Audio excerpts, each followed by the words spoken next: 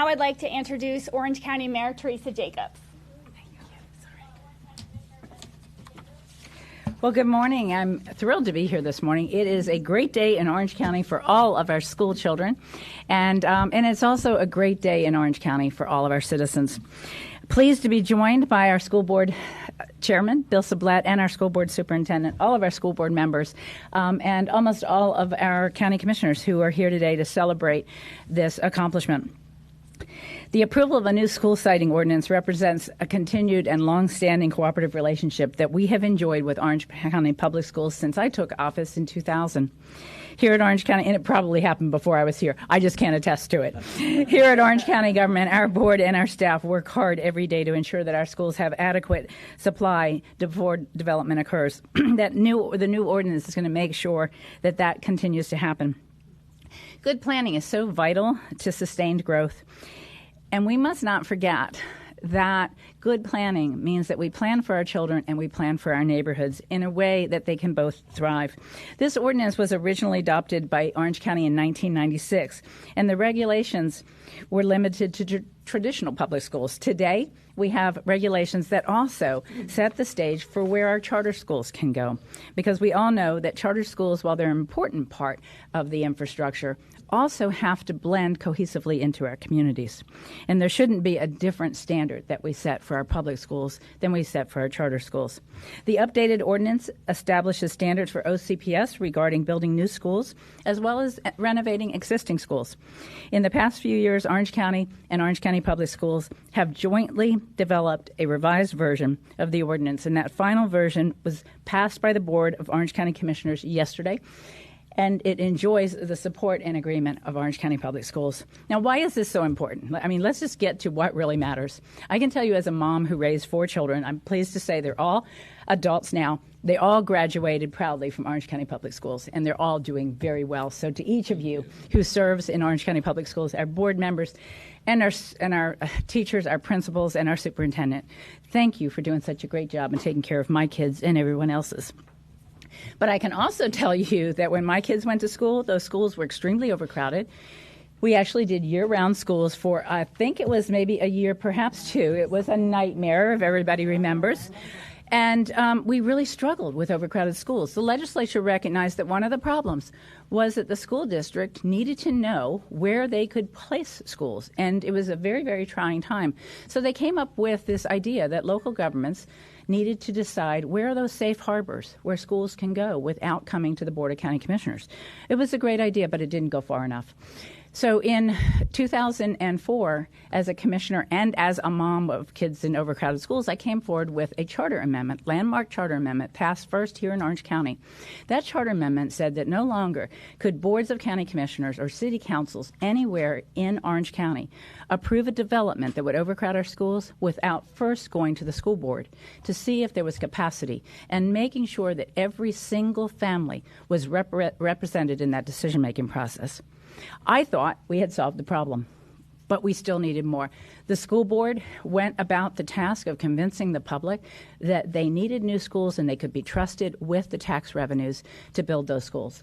And you all have been extremely successful in passing not 1 but 2 referendums, something that is almost unheard of here in Orange County. And you've done it because you've earned the trust of the citizens of Orange County, and I want to commend our school board for that. And I also, though, want to recognize that in spite of our best efforts at a school siting ordinance, we've struggled. We've still had some problems. We've had some disagreements. And at the same time, we're friends, and we all share the same common interest in the good of our community today, tomorrow, and well into the future. This school siting ordinance is a demonstration of that cooperative approach towards reaching those goals together. And I could not be more proud than to stand here with my Board of County Commissioners who have worked so hard to protect both the interests of our surrounding communities and the interest of our school children, and to stand here with school board members who I know personally and have the greatest respect for, and to stand here with my partner, and that's school board chairman, Bill Sublette. Bill, let me introduce you and welcome you to the podium. Thank you, Mayor.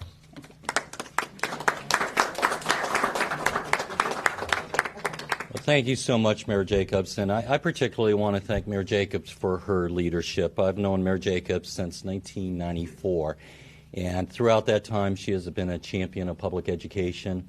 We're blessed in this community as a rare community that has a mayor that is committed to public education and the welfare of children and the quality of education that goes on within our four walls of our facilities, but also within the home as well and within the community after our kids get out of school. So, Mayor, thank you. We recognize that this revised site planning ordinance, which is a tremendous improvement, would not have occurred without your leadership, without the support of your tremendous county commission. We're so happy to be able to work with these commissioners. They've been tremendous partners of ours in this endeavor we call public education.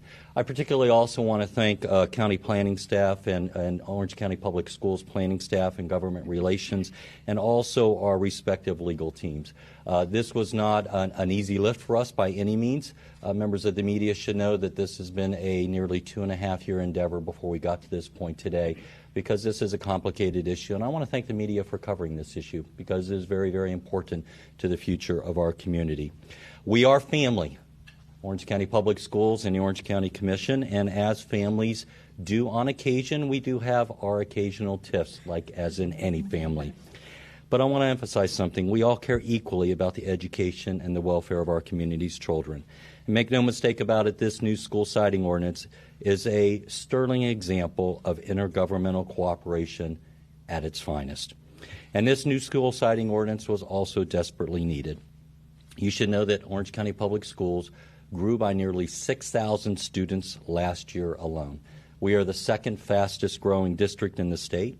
Over the past 13 years, we have opened, and this will shock many of your viewers and readers, we have opened no less than 43 new schools over the last 13 years to accommodate growth.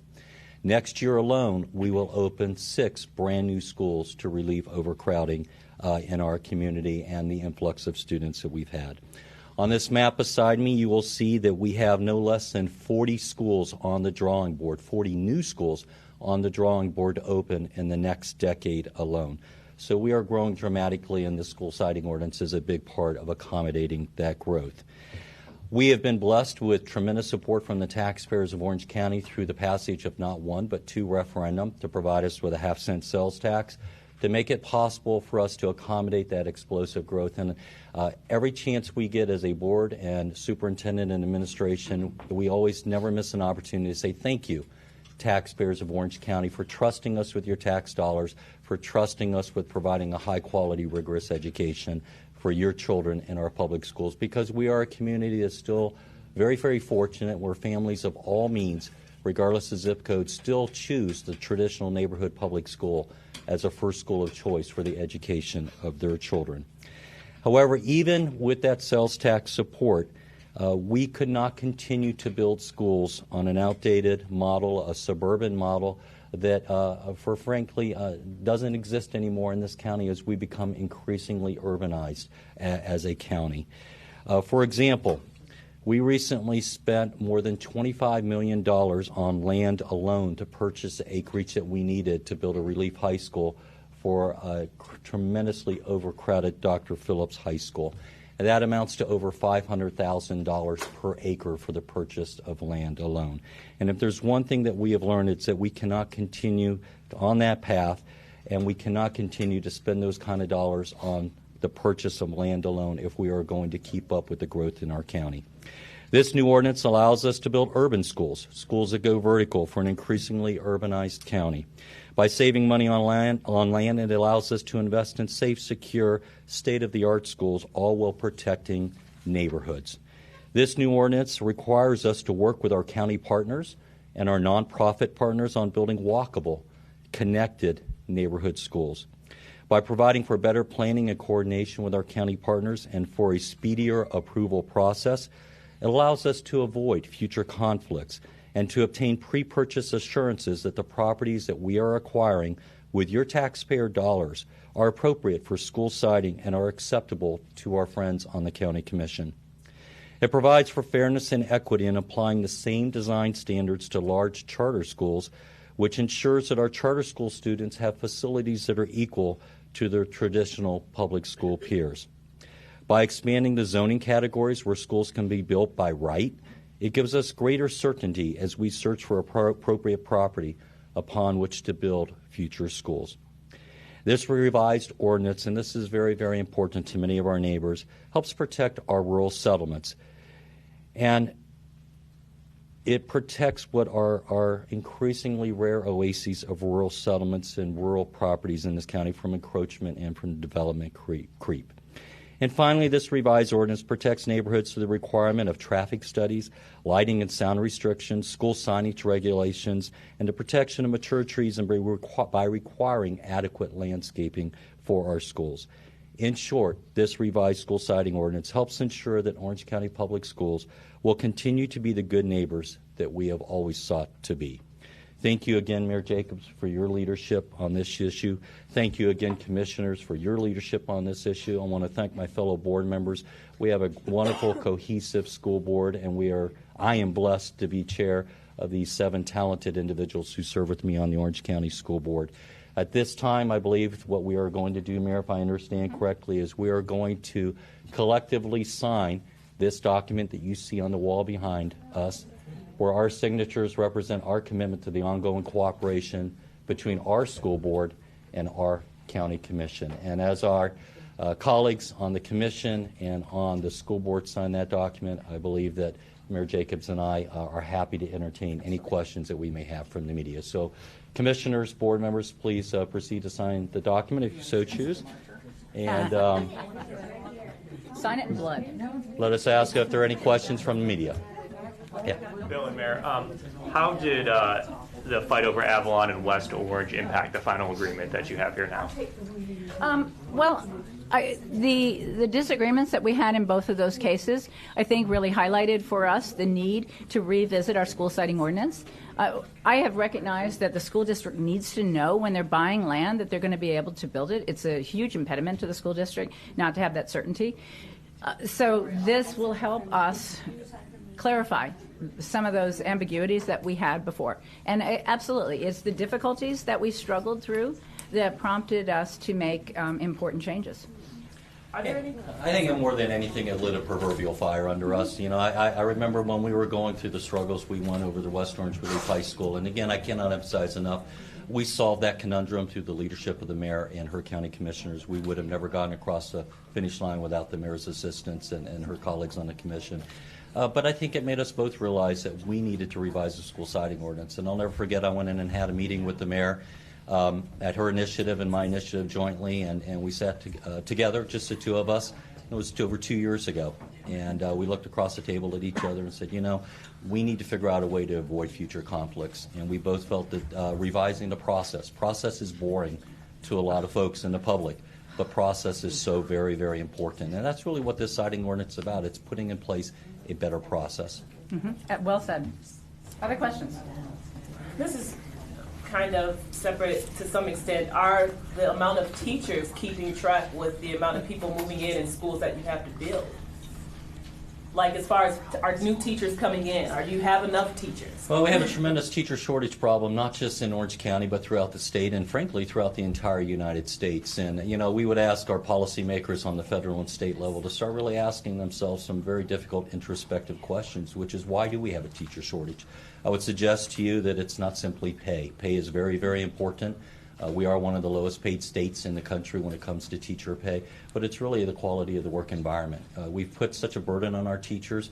We've taken away their ability to be professionals. We've taken away their ability to have freedom in the classroom and to really teach to what they've been trained to do. I always observe the teachers myself that I couldn't do what they do, because I'm the kind of person who really just can't function every day with somebody looking over their shoulder watching their every move. And that's a constraint that we put on our teachers today. And that's something we have no control over at the local school district level. That's really due to federal and state mandates. And we've just got to free up our teachers and realize that they're professionals. And we've got to start treating them like professionals again. And I think once we do that, that the teacher shortage problem will have a way of solving itself. And yeah, I want to echo that, because I have several friends who have graduated and what they wanted to do was teach, and they were stunned to find out how very difficult real-world teaching is compared to what they expected to do, and how little time they spent putting that time and energy into our children and how much time they spent trying to make sure that they were following all the rules, checking off all the boxes. So I think Chairman Sublette is absolutely right. There are a lot of people that grow up and that's what they want to do for a living, and we need to make sure that we create the quality of life. And it's above, unfortunately, it's above our pay grade and what we get to do. But at a state level, there needs to be more focus on what do our teachers need in order to fulfill their goals as a teacher. I think a little more listening to our teachers would go a long way. And can we just say, to the average person who doesn't have any kids living, moving into these neighborhoods, what's the benefit for them to have all these new schools built? Let me say the benefit of the school siting ordinance is it gives them certainty that when a school comes in, it's not going to negatively impact their quality of life. It gives them some certainty about where schools are going to go. But I will tell you, whether you've ever had a child or whether you're like me and you've had 4, the future of our community and our nation depends on how we treat our children and how we educate them. And we are all invested, whether we know it or not, in our children's future. And it is incumbent upon all of us to support our children and support their education. Education is absolutely fundamental to having a civil and productive society. Bill? Yeah. That's why I love Mayor Jacobs, because she hit the nail on the head with that answer. She really did. I don't think those of us sometimes who live in this community realize how fortunate we are. And again, it's thanks to the taxpayers to have the facilities we have. I grinned when you asked that question. I almost get chills because I take such pride when I have friends and family come in from out of state or from other parts of the state. And we get in a car sometimes and we'll drive around and I'll point out our schools. And the one common observation that I hear repeatedly over and over again is, oh my gosh, y'all have beautiful schools in this community. And I would suggest to you that was not the observation 15 years ago before the passage of the sales tax. And if there's one thing that we've learned in public education is that, and it's a little bit counterintuitive, but we have learned through objective data over and over again that the quality of the facility does impact the quality of the learning that goes on within that facility. I can give you great examples of that. Oak Ridge went from a school that parentally struggled until it got a new facility, and now it's a parental A-B school. Evans is one of our shining stars in our community. Evans is located in one of the poorest zip codes. It has a population that has a great many disadvantages that population has to overcome, but it excels, and it excels its demographic dramatically. And I would suggest to you that's partly due to the quality facility that those children now go to school in, because it sends a message to this community's children that we value you, and we want to invest in you, and we care about you, and we have high expectations for you. And that's the message that these beautiful new schools that we're building for our children have. And not only that, but we also live in an era where having a safe, secure school, we have learned, is so very, very important. And your tax dollars are allowing us to build also secure facilities and state-of-the-art facilities with digital technology in them. So it makes a tremendous difference. Tremendous difference. Any other questions? Wonderful. Thank you. Can I do one thing here? No. School board governance is a little bit unique in that we're really a partnership, and my partner in education of the boards is Dr. Barbara Jenkins, our superstar of a superintendent. Dr. Jenkins, would you like to say any words? I know I didn't cue you in on this. She's going to kill me for this, but she never lets one go without me getting a chance to talk. I'm accustomed to it, Ashley. Good morning. Is it still morning? Good morning. It's still morning. Good Bill morning. Has spoken, I've spoken, and it's still morning. Still morning. I would only add to what these two great leaders have said. In Orange County, we've got this incredible notion. It's a single focus of our school system and our school board, tremendous partners that lead our district, that our responsibility is student success, period. But we have 203,000 students. They come from 200 different countries. They speak 167 different languages and dialects. They go from 7,000 homeless to very affluent families and everyone in between. We call it a beautiful tapestry because we know we have homeless children who are also gifted, and we have very affluent families who may have children with significant disabilities or unique abilities, as Andy Gardner has coined the phrase. And so that task that we have for 203,000 students is quite enormous. Having partnerships is how we're able to reach that goal of student success. Clearly, we say we're going to lead our students to success with the support and involvement of families and the community. So we depend on our entire community to support our children. Mayor Jacobs and County Commission have been tremendous partners. I want to publicly thank them as well, and all of those team members who worked on the actual completion of the new citing ordinance for doing what was going to be right for our children and good for our community. So congratulations to all parties involved, and thank you to the County Commission for that vote yesterday. Any questions for our superintendent? All right. No. Thank you for joining us. This officially closes the broadcast. Absolutely.